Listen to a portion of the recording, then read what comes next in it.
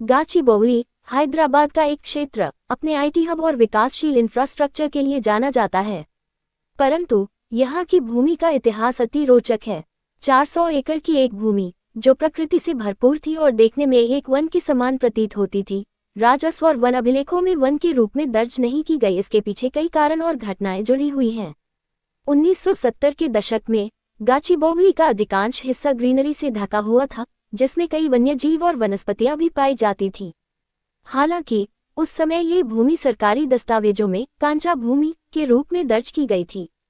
कांचा भूमि का अर्थ होता है ऐसी जमीन जो कृषि योग्य नहीं होती परंतु वन वृक्षों से आच्छादित होती है।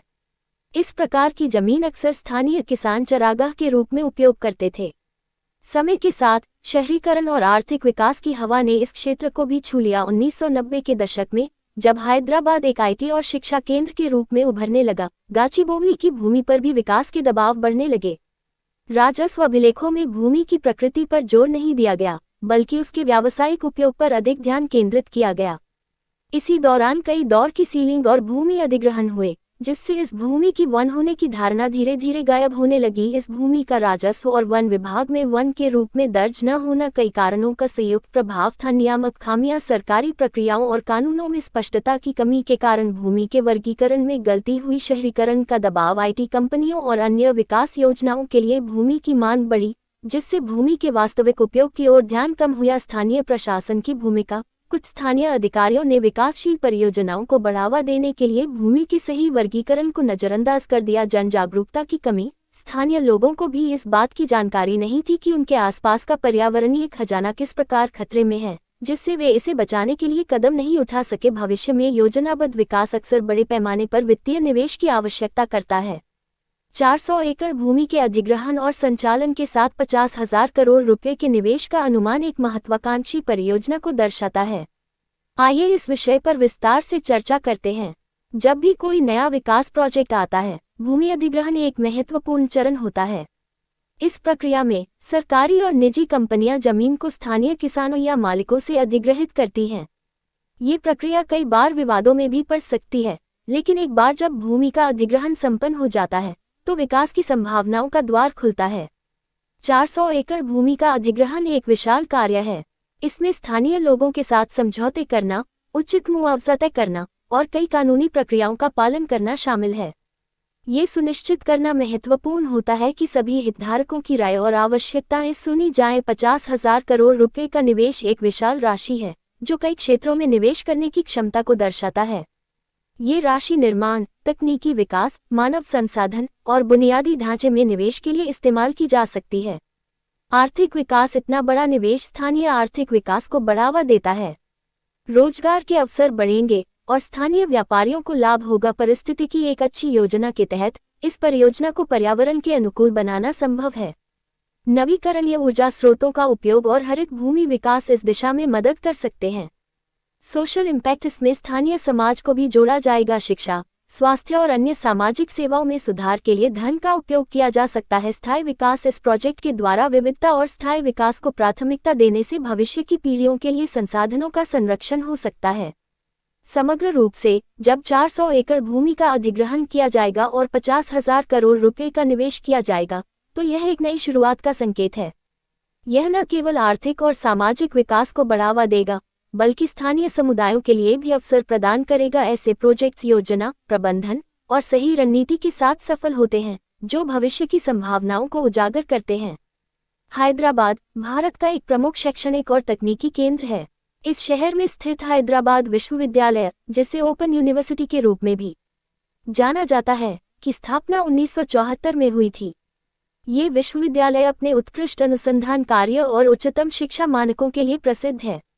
विश्वविद्यालय का परिसर हरे भरे क्षेत्र में फैला हुआ है, जो विद्यार्थियों को एक अनुकूल वातावरण प्रदान करता है। सरकारी भूमि का उपयोग शिक्षा, आवास, स्वास्थ्य और अवसंरचनाओं के विकास के लिए किया जाता है। हैदराबाद विश्वविद्यालय के तहत आने वाली भूमि न केवल शैक्षिक गतिविधियों के लिए महत्वपूर्ण है, बल्कि यह वैज्ञानिक अनुसंधान और विकास के लिए भी आवश्यक है। इस भूमि का सही उपयोग शहर के विकास में सहायक है। कांची गाचीबोवली, जो कि हैदराबाद का एक विकसित क्षेत्र है, धीरे धीरे व्यावसायिक और आवासीय केंद्र के रूप में स्थापित हुआ है। यहाँ अनेक मॉल, ऑफिस कॉम्प्लेक्स और रेसिडेंशियल प्रोजेक्ट्स विकसित हो चुके हैं। यह क्षेत्र युवा पेशेवरों के बीच काफी लोकप्रिय है और यहाँ की संपत्ति की कीमतें तेजी से बढ़ रही हैं। हालांकि सरकारी भूमि के सफल उपयोग के साथ कई चुनौतियां भी जुड़ी हुई हैं। कुछ समय पहले हैदराबाद विश्वविद्यालय और गाचीबोवली क्षेत्र में भूमि उपयोग को लेकर विवाद उठे थे।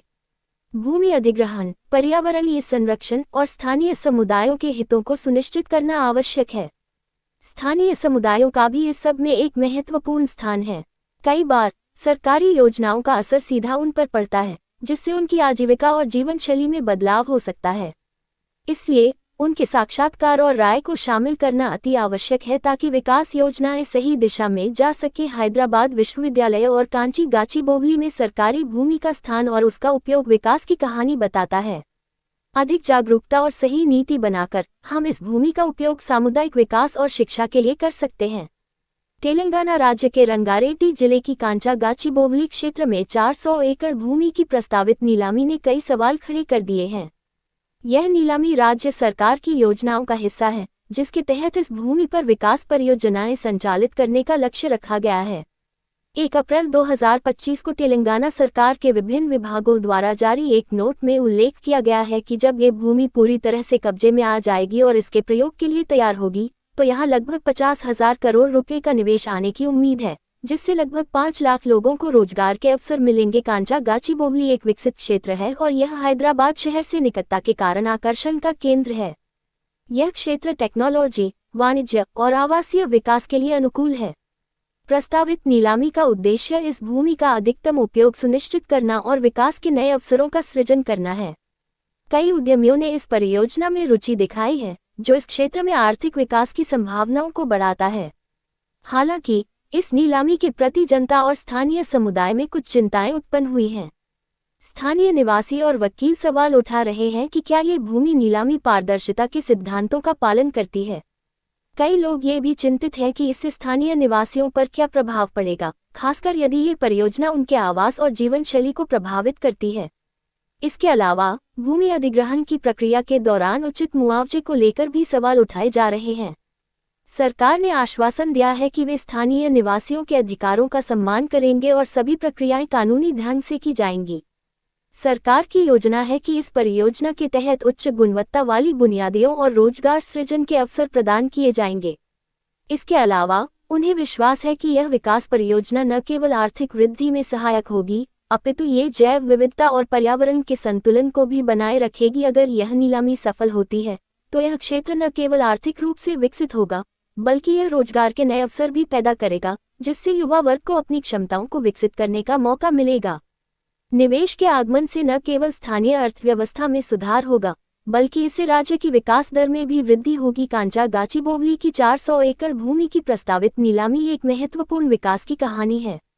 हालांकि इसके साथ चुनौतियां एवं चिंताएं भी जुड़ी हुई हैं, लेकिन सकारात्मक दृष्टिकोण और स्थानीय निवासियों के अधिकारों का सम्मान करते हुए इस परियोजना को आगे बढ़ाना आवश्यक है। सही दिशा में आगे बढ़ने से यह क्षेत्र न केवल आर्थिक रूप से मजबूत होगा, बल्कि लोगों के जीवन में भी परिवर्तन लाएगा। 400 एकड़ भूमि पर विवाद की शुरुआत तब हुई जब स्थानीय समुदाय के कुछ सदस्यों ने दावा किया कि यह भूमि हमेशा से एक घना वन क्षेत्र रही है। उनके अनुसार इस भूमि पर वनस्पति और जीव जंतुओं की कई दुर्लभ प्रजातियां निवास करती हैं, जो पारिस्थितिकी तंत्र के लिए महत्वपूर्ण है। दूसरी ओर सरकारी दस्तावेजों के अनुसार इस भूमि को कभी भी वन के रूप में वर्गीकृत नहीं किया गया। राजस्व अभिलेखों में इसे कंचा या चरागाह और बंजर भूमि के रूप में वर्णित किया गया, जो ग्रामीण विकास के लिए योजना का हिस्सा मानी जाती है। इस विवाद के बीच ग्रामीण और वन अधिकारी दोनों ही अलग अलग दृष्टिकोण प्रस्तुत कर रहे हैं।